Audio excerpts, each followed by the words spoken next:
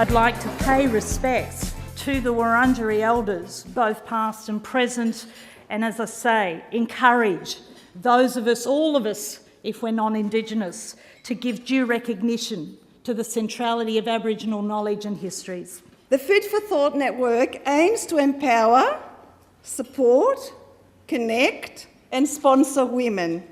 It's a simple goal, but an important one, and that's because women play an enormous role in inspiring one another. A woman's voice can be as beautiful and powerful as any other quality. The challenge some of us face is finding the right platform to use this voice. International Women's Day has become that platform for many people around the world. The Food for Thought Network has always welcomed both women and men as our partners, contributors and friends, so we can contribute to raising much needed awareness about what prevents and assists women to succeed. Today's event is an example of what we do. So let's use today's event to confront some of the challenges out here and look at how we can make a difference from top down and bottom up. It was the inspirational Malala Yousafzai who said, "When the whole world is silent, even one voice becomes powerful." It's my hope that you will all live today feeling that little more confident to use your voice to support and champion others. I have a message today, and essentially it's a very simple one. We have to work together and to speak up together to achieve what we know to be right. Shockingly, Australia's ranking for political empowerment of women rests at 61st in the world.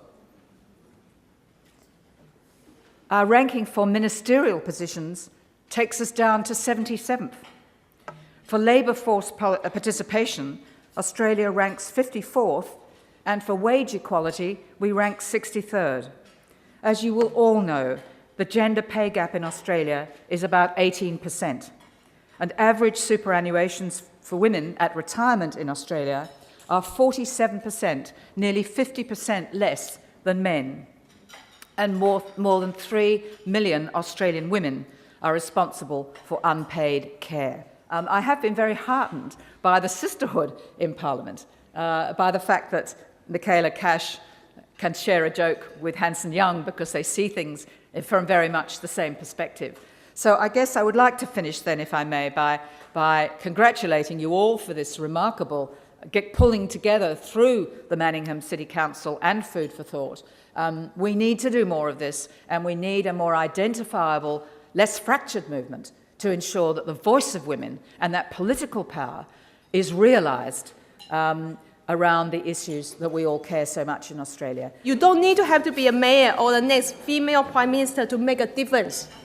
It is a responsibility for all members of society, men and women alike, to continue to be catalysts for the positive change. And I particularly take what I heard from our keynote speakers. Women usually think we need to be perfect before we take any action. And I just want to encourage everyone, take a brave step, take an action. I am not negotiable. When you exist in the centre of a debate as a topic, a hypothesis, otherised and stigmatised, cast into a TV reality program, you awake every morning to learn who has voted you off and who will allow you another night in citizenship limbo. In the name of my democracy, I am discussed.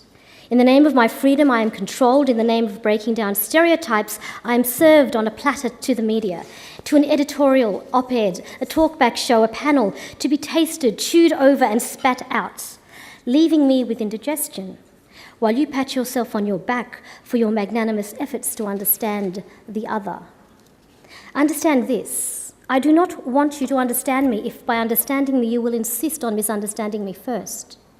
Listen, I would prefer it if you did not reduce me to a suffix just because you see me as a mere ism, extremism, fundamentalism, terrorism, radicalism.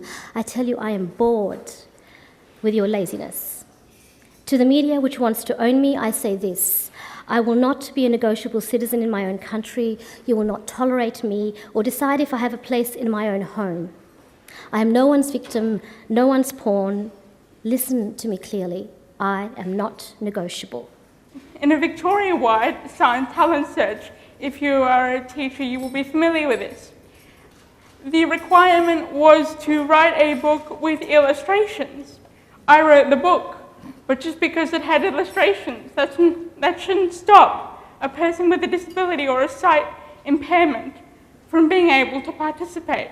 So we got specialist paper, and I drew the pictures using the raised line drawing kit. And I put those pictures in and submitted the book, and of course, received the bursary for that. In 2012, as part of a school project, I created a very similar book and did the same thing. I now have an iPad, and I am insisting that my mother sit down with me so I can practice taking photos. So you see, there are two aspects to success. Never expect. I treat others the way I want to be treated. It's a very basic thing you learned in primary school, but by God, it resonates for the rest of your life. And bring yourself into the real world instead of expecting the world to come to you. I remember asking the women, if you did have money, what would you do? What are your dreams for your future? And every single one of those 7 women said that they would want to help women back in their village areas to succeed, and because they were in a worse situation than the women living in the tin shed. And I realised at that point, I remembered a phrase that I learned in gender studies at university, that when you support a woman, she supports her family and her whole community. And I remember emailing home to my mum and asking her, Mum, do you think one person can make a difference? And she said, yep, go for it, we'll support you, whatever you decide to do. So at that point, I had $200 Australian left, and I was discussing with the women, how we can use that money in the most sustainable way possible. And we decided that that would pay for 2 Nepalese trainers to train these women for 3 months in a skill.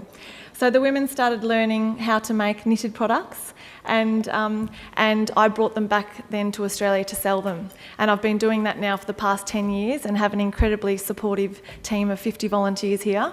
And we've been able to raise a lot of money to fund our 3 core programs, which are literacy, skills training and income generation in Nepal for over 5,000 women that are having amazing ripple effects now in Nepal.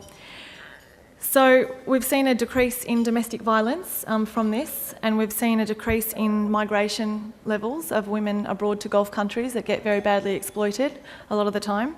And we've seen an increase in these women forming women's groups that now go to their local government and demand their rights and ask, what are our rights and what should you be doing for our community?